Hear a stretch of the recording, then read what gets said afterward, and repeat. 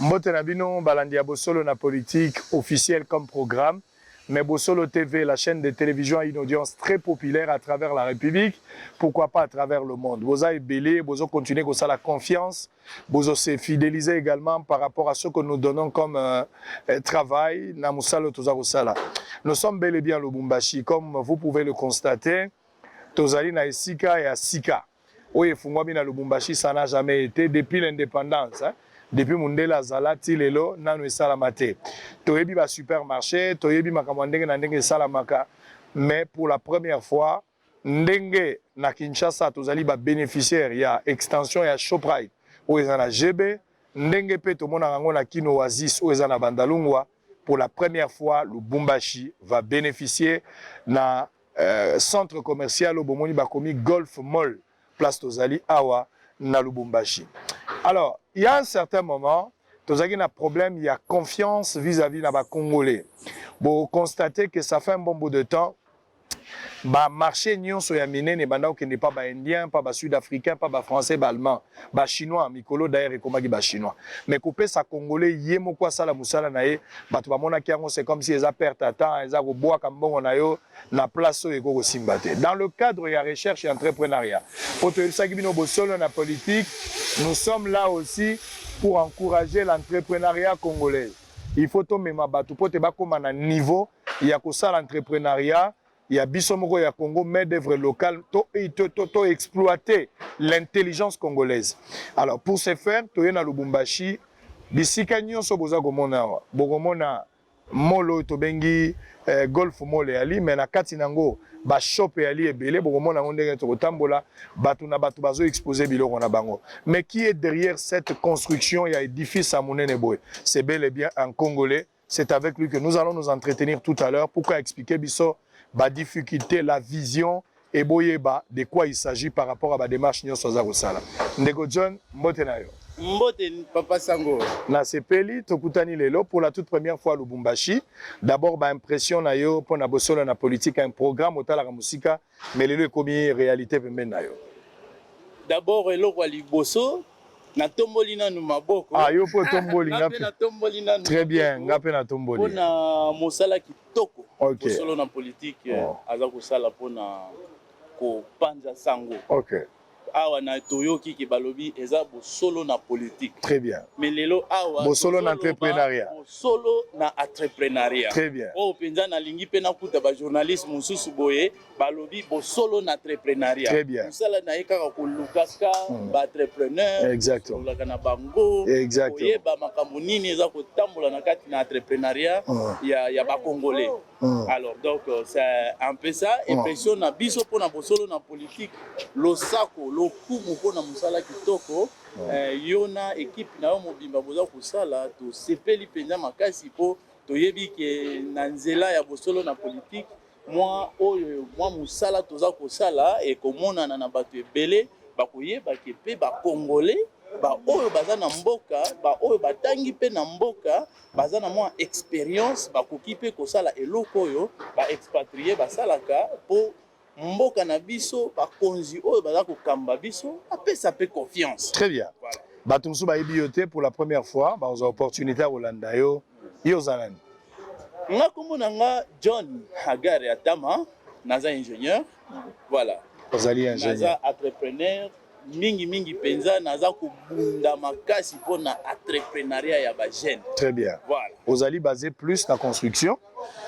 Tozana naza na ba entreprise. Ba entreprise ebele. Naza na ba entreprise oyo bandaki kala na oyo e bandi il y a plus de 3 ans. Très bien. Oyo liboso oyo bandaki ko travailler na mining. Na kanisi oyebi mining oyo ezalaki na Kibali. Oyo entreprise moko babenga ngo Kibali Gold Mine. Eza na Isiro. Côté ya Wacha. Na Wacha mais na province ya Isiro.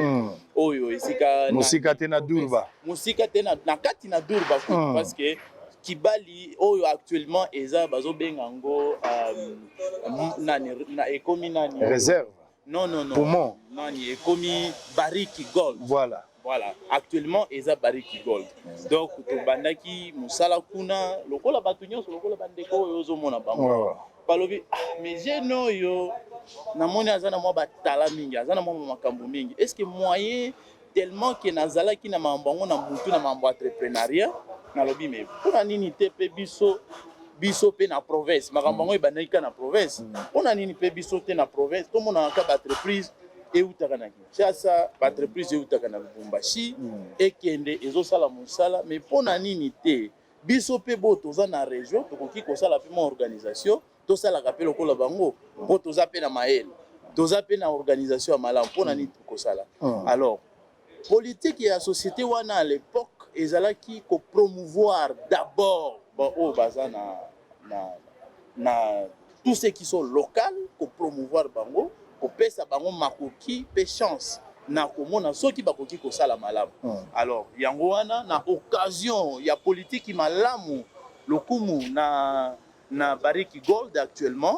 Kibali bapesaki biso chasse wana yango tomeki bapesaki biso omoni na projet minier ezalaki na bandako oyo esika bato bavandi omoni mpona kobanda kosala exploitation esengelaki bamove bato wana na basite mosusu alors esengelaki totonga ndako plus de 4000 maisons plus de 5000 maisons wana ezalaki wapi wana kuna kaka na Kibali on appelle ces sites topusanaka na biso comme ça totambola pression kolanda biso kaka na komo na place wana babengi pokiza joli donc bafondation ezalaki wana bamakambo ebele kilikili bandako wana bamesure nango ezalaki ya bandaki 20 mètres carrés, 40 mètres carrés, 5 mètres carrés. Donc ça empêche ça tout sali, tout silisi musala na biso na machine kitoko mingi. Balobi mais pour la nini après avoir kotonga 4000 maisons. Ba fondation ya ba 4000 maisons na bandako ba école totongi, ba photo ezali, ba image ezali, mona et na yebi ki bandeko bo baza kolanda biso kuna na place wana donc ba yebi John Agari. Ba yebi musala oyo esalami. Toko makasi koleka. Yango wana toke na mine totongi ba structure mususu oyo eza lokola ba laboratoire, eza lokola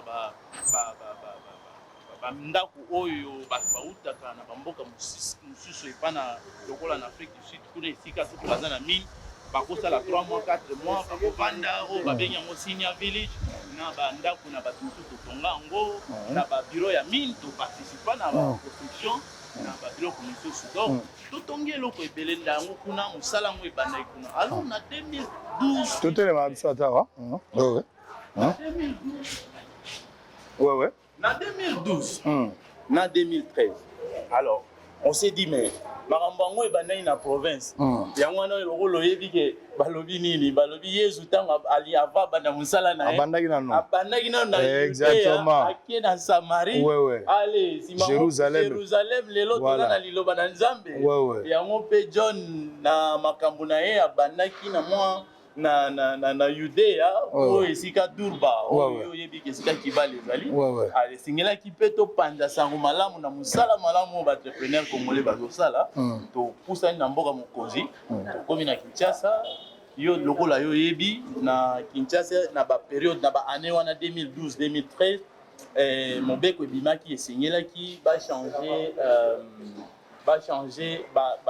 ba statut ya ba entreprise oyo babandaki kobenga ba SPRL ezonga ekoma na ba SRL donc parfois ba société changeaki yango wana et entreprise to bandaki kosalela yango El Shaddai Construction nde ezwaki mwa modification moke nde na occasion nalobi bon si c'est le cas lokola tozalaki ka limité na koréaliser ba plan oyo ya bato basala déjà ba bureau de titre basala déjà mais ndenge nini tokoki mpe koki kokanisa tozwa mpe baingénieur ya malamu biso moko toconcevoir plan na biso topropose yango mpe client lokola Kibali lokola Rand Gold Barrick aujourd'hui mpe topropose bango soki eleki biso mpe toza na plan na biso moko toconcevoir yango toza na biso moko tokotonga yango e tozongiseli bango mosala na bango ndenge basengaki biso alors ntango tokomi na mboka mokonzi na Kinshasa tosali bureau soki oke na Kinshasa okukuta bureau depuis 2012 oza na IPEN na avenue na veni nani okokuta biso toza na Kingu okokuta biso Kingu eza na Ipen presque na Ipen bato bauti cité verte avant ba Ipen ba omona Kingu omoni ba embouteillage voilà na yebi bakima bakota na mituka minene kufaka wana mingi voilà soko ke na pembeni wana okokuta bureau evandi wana depuis 2014 donc 2013 2014 donc et finalement vous avez gagné la confiance à Rotonga Kino Oasis. Non, là c'est encore loin. Ça c'est encore loin. Là c'est encore loin. Alors quand on a changé, on s'est dit bon voilà, qu'est-ce qu'il faut faire? Il faut qu'on s'anisse à bandeko ba compétences. Oyo ekoki ko sala biso, to sala ka ba conception à malamu, to réfléchir pe lokola bandeko mususu baza ko réfléchir. Tant on a outi kuna na sala kaka na kibalité. Na kendaki komona pe na mboka ya batu mususu ndenge nini pe baza ko sala. Tango naza en même temps na Kinshasa, nakendaki kosala observation na Zambie, na Ndola, na Kitwe, moi ba ndenge nini ba structure oyo ba complexe commercial oyo ndenge nini salamaka. Na sili wana te ba opportunité ezalaki na Tanzanie, on est allé à Dodoma soko uti na Dar es Salaam. Dodoma ba ville moko eza kuma ifika assemblée ya mboka wana ezali. Tant to moni na zongi na lobi bon. Nini eza kokoka te pona équipe po ezala complet pourvu que et ça la nini biso pe to koma na niveau international ya ko gagner pe. Très bien. To koma na niveau ya standard international. Alors par là nous avons fait quoi? On a sélectionné des gens qu'il faut. Main d'œuvre qualifiée. Main d'œuvre qualifiée. To laisser ba off. Mais priorité au yangai mingi ezalaki d'abord les nationaux. Très bien. Alors ndenge yoyebi na université ya biso ya Kinshasa na Inikin ba compétence vandi wana basalela yango te. Ba compétence na ndenge ya kosakana te.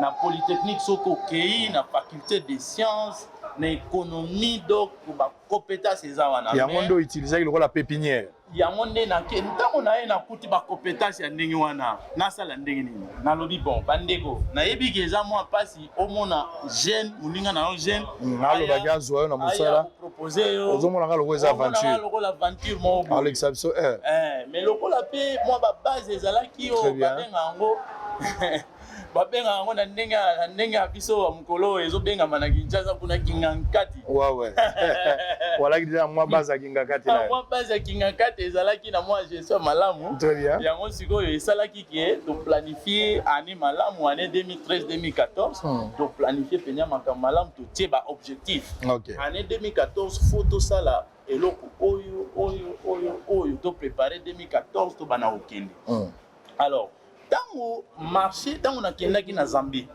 nake na moni na présenter marché ba possibilité ndenge nini ba biloko bino boza kosala na Zambie awa bokoki pe kosala ngo na Congo nde kuna siko esika nakendaki kokuta partenaire nanga oya lelo développeur ndé comme on a développeur non développeur ou aza ko développer ba shopping center baza na partenariat na Shoprite aza ko tonga Shoprite azali na ba shop mususu ebele ndenge to bengaka na epana biso ba line shop ndenge ozo line shop yenda aza lokola mama atie bana ya mobali bana ya basi donc asangisi bango nyonso ndenge moko po omoni lokola awa boda donc mama munyonso na convaincre na lobby ekoki pe kozala malamu oya pe na Congo omoni ndenge osalia soko ye na Congo ekozala malamu mingi. C'est une bonne affaire pour Nayo pour gagner. Entreprise et bimi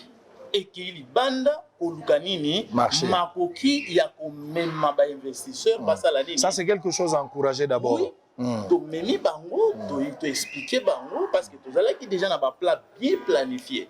Bitoki boye tala donc faciliter boye na société ko faciliter boye ba document boye to ko lukandenge ni tozwa ba terrain oyo esengeli po soko tie eloko na yo ezala lobité non awa yo to ezala ya problème te exactement nde na 2014 wana toye ko mona Lubumbashi d'abord parce que Shoprite oyo eza na bandal esengelaki liboso nyonso etongama na Lubumbashi na 2014 toye poto meka komona ndenge nini tokoki kosala tozwaki mwa isika moi développeur partenaire na biso akei kotala moninga mosusu na Luano City. tokendaka na biso eboso moninga mosusu na Luano City alobi bon est-ce que tokoki kosala makambo bon tomekaki kosala mais na 2014 wana esimbaki mpenza nyonso te yango wana makambo yango mpe evandaki ndenge wana nde nalobi bon tokoki kokanga mpe maboko te tovandi tozongi na Kinshasa mbote bamama tovandi na bi tokoki kokanga maboko ndenge wana te to courage kaka lokola planification ezalaki société mpo eluka mosala mpo esala mpo ekontinue koacquérir baexpérience na ye nalandi lisusu bango nalobi soki na Lubumbashi eza kosimba te kasi makoki mpe koki kozala na Kinshasa toke na Kinshasa tomoni tokuti bandeko ya Kinoisis tolobi bon ok qu'est-ce qu'il faut faire pour nous qu'est-ce qu'il faut faire pour nous donc est-ce que makoki eza te bopesa biso mwa espace moko boye ça tokoki kotia mwa même 10 000 mètres carrés il y a espace et koki kozala espace commercial et koki ko aider ba appartement na bino bato nyonso wana baza na kati ya appartement na bana o baza na kati ya appartement ulie bokendaka na ville na Kinshasa na Gombe kuna bosombaka babiloko bokosomba biloko na prix ya moke okofuta transport te okobebisa mbongo na carburant te okitika mbala moko okoti kosomba eloko nyonso oyo olingi. Alors yango wana tobandi kobunda na bachinois tieti balobi bon toza na mwa espace moke oyo etikali wana tokopesa bino très bien tointeresse bapartenaire na biso bamonaki mpenza makambo yango ezalaki kitoko mingi balobi bon bango batie maboko sikoyo na staff na bango mobimba équipe na bango ya bavocat bureau d'étude na bango ale bacontinue kosala badebat ti na suka baconclure ezalaki mpenza poubelle soki oyebi na bandalo wana nayebi kino Oasis nayebi pépinière babilanga ezalaka mingi place wana bamama ndunda ndenge akosalaka te poubelle nyonso babandaki kobwaka yango wana alors on s'est dit bon est-ce qu'on avait un peu peur parce que oyebi pour na biso ba construire terrain ezalaki mwa marécagé terrain eza marécagé na ezalaki omoni babengaka yango baterrain oyo eza na banani eza un peu na baélément végétal ebele donc eza malamu nyonso te mpona construction mpona fondation esengeli kolongola yango nyonso mpona koluka mabele ya malamu kotia depuis mpe ezalaki wana eloko ya liboso tosalaki ezalaki nini bapesa biso condition soki topesi bino terrain wana condition eza société na biso esala nini etonga wana société ya bachinois oyo baza na Kinoisis alors ntango bapesi biso terrain balobi ok ça va boya kotonga me biso tokosala nini tokosupervise lokola quality control mais ndenge ya bachinois bandeko na biso bachinois basalaka mosala na bango na coopération na langue omoni eza pe mwa matata alors c'était mieux à un moment tokomaki na niveau ya koévoluer penya na bango te alors qu'est-ce qu'on s'est dit on s'est dit bon d'accord si c'est le cas lokola biso moko toza mokolo na eloko yango tozwa mpe makambo na biso en charge alors to récupérer fondation tosali bafondation na banorme ya structure ndenge eza kosenga biso na banorme ndenge lokola yo nayebisaki yo tout à l'heure que entreprise na biso eza spécialisé na domaine ya génie civil alors ezalaki lokola bakade ya souci na biso badifficulté nyonso wana ezalaki wana alors tosali oyo esengeli une année après parce que contrat a été confirmé et signé avec Rigos pour la livraison de molles la clé à main après une année. Oya Bandalungu. Oya Bandalungu. Ça dit bobeta ngo 12 mois. Beti yango 12 mois. Makambo ba maison préfabriquée ezate, eza construction normale. Fondation, ba image eza, le ba radio eza. TV za radio te. TV za radio. Fona mona ba image wana. Bonjour maman. Bonjour. Oui. Bonjour maman. Merci beaucoup. Nous aimons votre émission. Merci beaucoup. Merci. D'accord. Et finalement, Bobeti une année. La première des choses à faire quand on a récupéré les choses à main, ndeko papa sango. Tant on a bané ko yebiso ke compétence vandi na ba université na biso nazolo bateka ka po université de Kinshasa po nga naza ressortissant na université wana mais na ba université mosusu na Congo. Intelligence Il congolaise. y a intelligence congolaise. Na kati na biso lokola tozalaki mix, tozalaki na ba sud-africain, tozalaki na ba zambien, tozalaki na ba congolais, mais priorité pour nanga Ba congolais. na lobi po tosala eloko wana po tosala nini tokoki kosala yango biso nyonso ba congolais te eza possible te parce que plan ba votre expertise biso bato tosali yango. Ok, nazo lase offre sikoyo mais priorité congolais d'abord. Congolais d'abord parce que katikati moko banda koloba tozo consommer congolais babiloko nyonso poto consommer congolais. Alors na lase offre nazui ba ingénieur civil mi-balé, seulement mi-balé. Fraîchement, ils sont sortis de l'université. Et d'ailleurs, de Kinshasa, je cite entre autres, ingénieur civil Libanja Makila, Oyo Tilelo Yemoko Atikali, directeur technique de la société Oyo Zomona, ingénieur Kassanda, Oyo Atikali, manager. Il y a Rigos. Il y a Kinoisisme. Fraîchement, ils sont sortis de l'université, ils ont fait ce qu'ils ont fait, et l'autre est resté directeur technique depuis cette année-là, et jusqu'aujourd'hui, même ce que vous voyez ici à Lubumbashi, c'est l'œuvre de sa supervision et de ce savoir-faire. Très bien. Et nous avons alors sélectionné les Congolais et le main-d'œuvre, les maçons congolais. En 95%, je n'avais vu aucune raison. Pourquoi amener les Sud-Africains? Pourquoi amener les Zambiens? Mais dans le monde tel que vous le voyez, il y a des complexités de certains nombres de choses. Par exemple, à l'intérieur de Shoprite, il y a des éléments tellement complexes, des travaux très spécifiques. C'est comme ça que nous, on s'est dit, cette expertise, pour que les choses soient bien faites, nous avons besoin de telles compétences de tel pays. C'est comme ça qu'on avait sélectionné. Donc vous avez associé, on a associé un peu de valeurs, moi Bato Afrique du Sud, moi Zambie, exactement, pour avoir le résultat. Mais la priorité c'était d'abord de Congolais. C'était des Congolais. À 95% c'était des Congolais. Très bien, bravo. Donc une année après, toute invitation, il y avait des gens de la présidence qui étaient venus. Là, c'est l'Oasis. L'Oasis, il y a Nani, Bougmestre, il y a Bandalungwa, Aye, donc Batoubaye, c'était comme une aventure. Mais tant que Bakati Riba, to Memi Bango na Katina, na shop, to Tambosi Bango, to Moni, personne ne pouvait croire qu'une entreprise congolaise pourrait aussi faire ces histoires. Il s'agit de quelle entreprise qui a construit? Rigos. Rigos de Atongi Kino Oasis Mobimba. De Atongi Kino Oasis. Na Shoprite. Donc, quand je parle de Kino Oasis, c'est-à-dire Shoprite wana eza na kati. Na kati. Kino Oasis c'est un bâtiment nyonso et voilà maintenant on appelle ça au précision pour confusion ezalate. Surface mobimba wana yozomona eza environ 1 hectare. Très bien.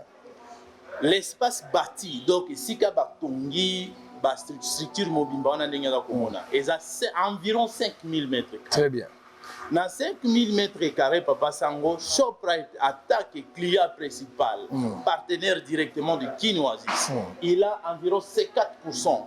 Il y a surface bâtie. Très bien. Ça veut dire 2500 si nous sommes dans les cadres de 5000 mètres. Il aura 2500. Et les 2500, l'espace restant, c'est pour les parkings. Très bien. Que vous voyez là-bas. Très bien. Donc, c'est un peu ça. Et le reste de 2500 autres, c'est pour les line shops. Voilà. Donc, par shop différent.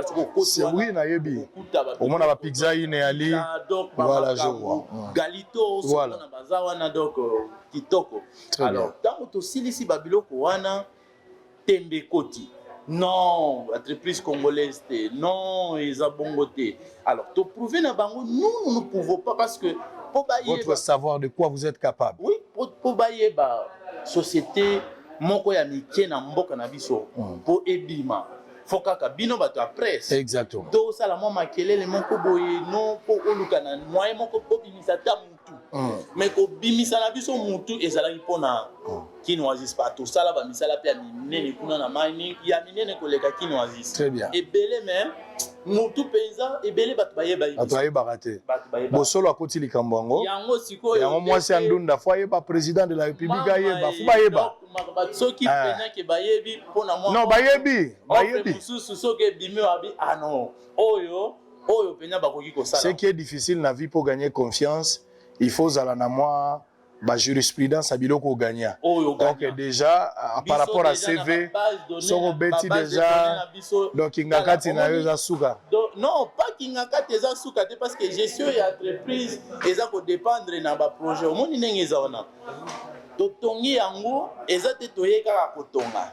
Rigos a géré les moyens financiers et les moyens techniques. Très bien. Ça veut dire que non, quand je vais entrer maintenant dans ce que les gens disent, c'est que certaines personnes pensent que l'entrepreneur congolais baza suka soki kaka au pessimé solo bakima nango yewana na kati na avion a commissi avion lokola azokende chambre na salon lobby mais discipline oyo société na biso na ba membre nyonso bazalaki ko travailler na kati na ba partenaire na biso bazalaki présent. Ils ont vu comment nous avons réparti notre moyen. Ba moni ndenge to réparti travail na biso, pendenge ni to zongisi ba fongola. Très bien. Une année après, avec beaucoup de satisfaction. Nazali koloba kuna, imaginez-vous cette opportunité. On est sorti de l'extérieur.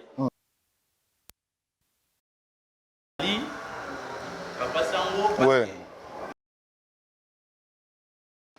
Politique na biso eza tozwa au moins espace oyo ekoki kosunga ekoki kosunga bashop na biso ekota nyonso na kati alors yango wana espace oyo tozwi eza ya superficie nango eza ya combien ya 10 000 mètres carrés 10 000 mètres carrés environ donc 10 000 mètres carrés donc on peut soit 1 hectare 1 hectare.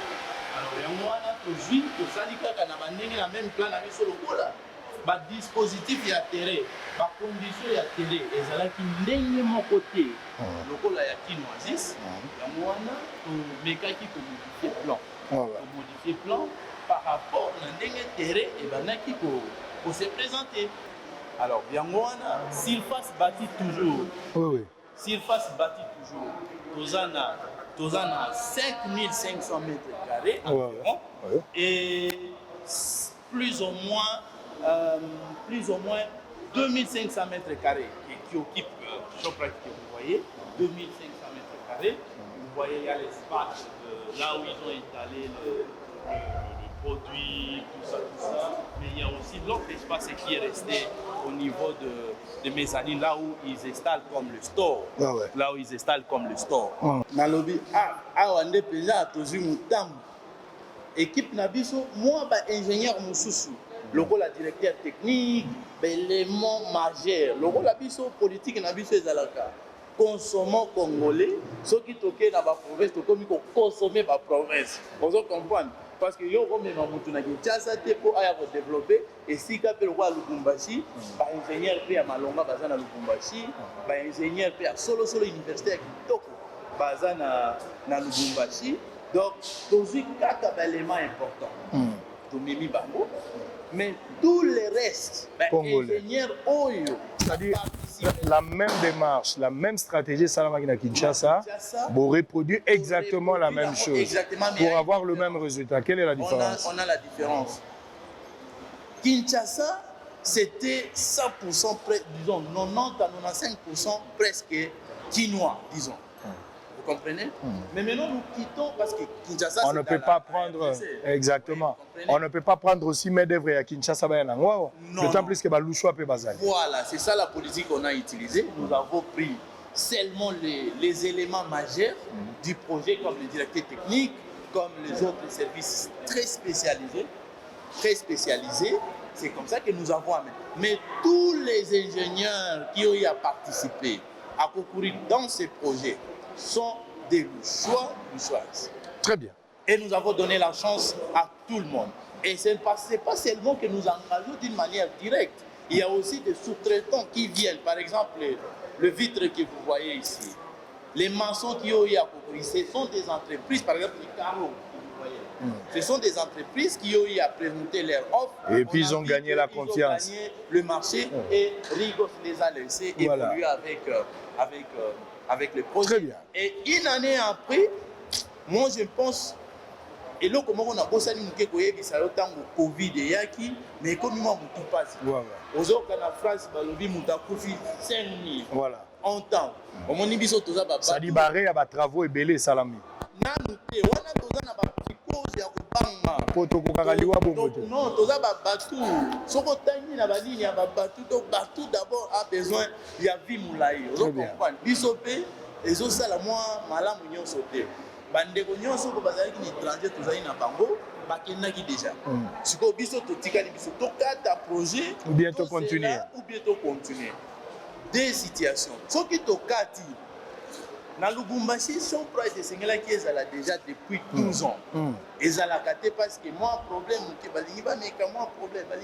mwa problème sikoyo biso bakongolais tozwi yango makambo yango age soki tokati lelo ekozala raison te baloba na biso ke voilà bapesi makambo ekomaki déjà babandi bokopesa raison te ke ezalaki baentreprise étrangère nde bayaki mpo bazwi problème ya nini mais eza bakongolais qu'est-ce qu'il faut faire bakokondamne biso alors moi et mon équipe nous sommes décidés de dire bon ok on n'arrête pas les projets, nous continuons. Qu'est-ce qu'il faut faire? Il faut prendre des mécanismes. Il faut prendre des mécanismes. Comment on pilote à s'adapter par rapport à la situation où il y a très bien.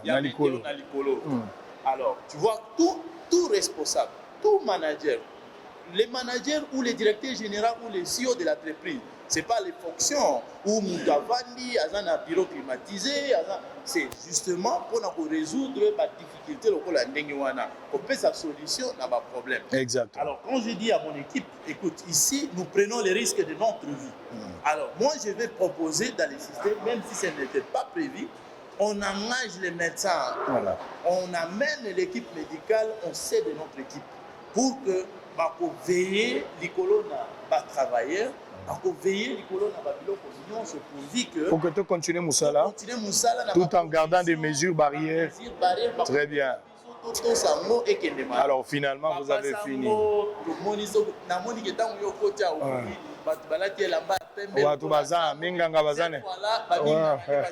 Ça, j'ai respecté. Depuis que je suis là, les mesures barrières, même pour la côte à la vacance, si on a un masque, on se colle ma côté, va prélever température, c'est difficile.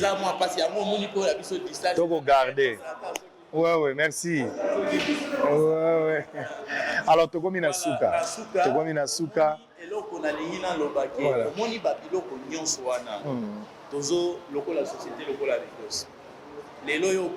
Rigos, c'est dans combien d'années d'existence?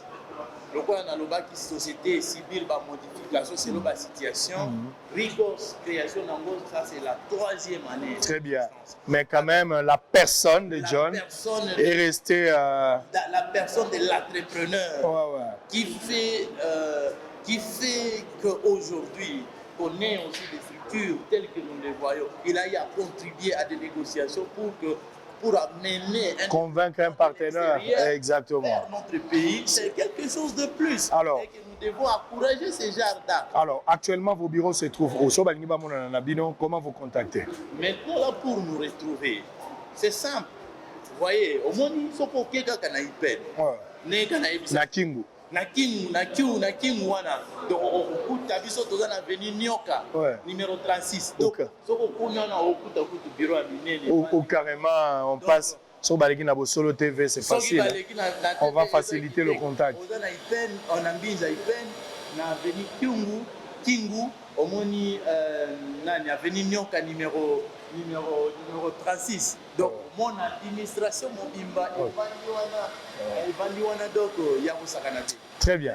Donc, et là, on a manassi ça pour la awa, aussi ici projet dans le Lubumbashi qui une année après, le gouverneur Ayaki, Poupir Arriba et Salami, ça c'est bien. Poupir Arriba, mon population. Parce que ah oui, ils allaient indemniser. Tellement que bazan en confiance dans ce plateau. Babanaï ko kende na Zambie. Mais les loyo, attends na makolo. Au sali politique à proximité. Très bien. Merci. Alors, on a fini avec Papa John Atama, ingénieur bien sûr, le patron, le poumon et entrepreneuriat Yabilo Ronyo Soboza Romona. Consommons congolais, c'est ce qui est plus important. L'entrepreneuriat, il y a un créé riche dans le monde. Ce n'est pas de la politique. À un certain moment, on a perdu les cibles, on a perdu les repères. Bissonion Sotoke s'est donné la politique au lieu de rester à l'essentiel, l'entrepreneuriat. Lorsque vous avez des Congolais pareils qui acceptent de quitter d'abord le pays, engager leurs propres moyens à Bango sans pour autant être consultés par le gouvernement, convaincre le partenaire pour la politique à proximité, ramener Bango dans le pays et engager Batunakati et pessimisala na Batu, Batongi pour l'avantage à développement. Ça, c'est quelque chose à encourager. Mokondiambo Kalobaka Rosala ba millionnaire. Le Lenga Rosala ba millionnaire, ils allaient faciliter Bango climat pour que l'entrepreneuriat Baza Rosala et Kendaliboso. Après, Kinshasa a subir transformation à Bandalungwa. Nous voici à Lubumbashi, Golf Mall. Si vous avez à Lubumbashi, il y a un Golf Mall au Kamwa. Même construction à Kinshasa, il y a curieusement, ce sont des Congolais qui ont construit la chose à 95% et sous la supervision, il y a Rigos. Rigos, ils allaient entreprise, il y a construction. Mais Namutu Nango, il faudra citer l'ingénieur John qui continue à superviser parce que généralement, dans la Babiloko, il y a Tonga. Mais maintenant, c'est alité. Ça dit, botongi na bino mais na souk entretien, ça dit soute bilo que bébé. Mais bango batikali na équipe oyo attendenge batongi des années, l'équipe va rester là pour pouvoir se rassurer, va pérenniser beauté oyo nenge toza kotala. Boya ko somba bilo na bino awo isika tozali. Bo solo l'entrepreneuriat, nous allons continuer à soutenir l'entrepreneuriat. Je pense que chef de l'État, tala bato confiance en eux. Ozana banzela ebele kotonga, bozana ba bâtiment ebele kotonga. Bozana ba hôpitaux bientôt bokotonga. Au lieu bokende kozwa ba indien, bozwa ba chinois, bozwa ba sud-africain, bopesa congolais. Congolais atonga oasis, congolais ope atongi Golf Mall place aux Alia. Bopesa bango confiance, bakosala yango parce que ba prouver, ba gérer mbongo, ba gérer technique, infra et bungite audit salami babimi maboko pembe. N'est-ce pas plus blanc que la neige? Boete. Ah. Batutu. Tombola na maboko. Mais totomboli maboko. Vrai ou faux bino batu tongi logo? Mais biso batu totongi to lo balisusu équipe ya Rigos na ba partenaire na ya Golf Mall. Batongi yango. Vrai ou faux botongi loko mbongo ebungi te loko moko te. C'est là 5 ans après ce que oya oyoki que non, vous avez un problème ya batu boye, vous avez un problème ya batu boye, oyo kangote. Très bien. Et en voilà, vous allez sérieux. Nous avons aimé. Merci à Précieux Mouyoko. Merci à Bokoul qui a été avec nous depuis Lubumbashi. Merci à Yann Mukendi. Donc, on a fini pour aujourd'hui. Boya et Belé na Golf Mall ici à Lubumbashi. Mais faites plus confiance à Rigos. Rigos, la manière autrement de faire l'entrepreneuriat, bazo sala eloko ezo bungate. Comme Saneza Likama, le journaliste n'a pas d'amis. Israël Mutombo, dans le cadre de Bosolo TV depuis Lubumbashi. On se retrouve très prochainement pour un autre numéro. D'ici là, portez-vous bien. Bye bye. Voilà. Merci beaucoup. Merci beaucoup. Oui, merci. Je voulais visiter un peu ce truc ici. Comment ça va, mon beau? Bonjour, mon ami. Je voudrais avoir une photo. Ça va? Il n'y a pas de souci. On va les visiter un peu. Comment ça va, mon beauté, hein? Ok. Ok. Merci beaucoup. Ok. Bolanda Bosolo. Yozolanda Bosolo. Bosolo na politique. Tous les jours. Ma impression à pour la Bosolo. Ben, là, on a ce programme. C'est ça que vérité le Kinde est béni. Vérité l'équipe. Vérité l'équipe. Ça va? Bientôt, tu as un satellite pour mon ango. Merci. Et au Salabino bien. Merci. Merci beaucoup. Toi aussi, tu suis Bosolo. Bosolo Nabino. Lobela Bato Balandara Bosolo. Bosolo. En tout cas, pour la Bosolo, tu sais pas. Oui. Pour valoriser l'entrepreneuriat des jeunes. Exactement. C'est vraiment une très grande joie. Voilà. Pour valoriser des bureaux de Très bien. Des bureaux de Zoling en Boga. En tout cas, félicitations à vous. C'est un honneur. Très bien. Alors, quoi, tu kanga photo? Kanga photo. Kanga moi. Hein? Ok, parfait. Voilà. Allez. Yopo landaka Bosolo. Ah, mina fataka Bosolo. Ok, mina furaha sana. Mina sikia bien kukona tongona hapa ku TV, mais leo tunakona mkatanga mwetu. Plus blanc que neige, blanc, plus blanc que neige. Lavé dans le sang des agneaux. Je serai plus blanc que la neige. Merci beaucoup. Bosolo la politique. Merci beaucoup. Merci beaucoup. Allez. Bosolo na politique. Ok. Allez, merci beaucoup. Bonjour, papa. Bonne. Bonne. Omoni Sangwe Panayo. Oui, je vous suis régulièrement. Ici à Lubumbashi. Oui, seul, même hier, je vous ai suivi. Oh là là, je suis content. Je suis venu vous dire bonjour. C'est mon émission préférée. Oh, Bosolo. Ça dit quand vous ne suivez pas Bosolo, vous ne dormez pas.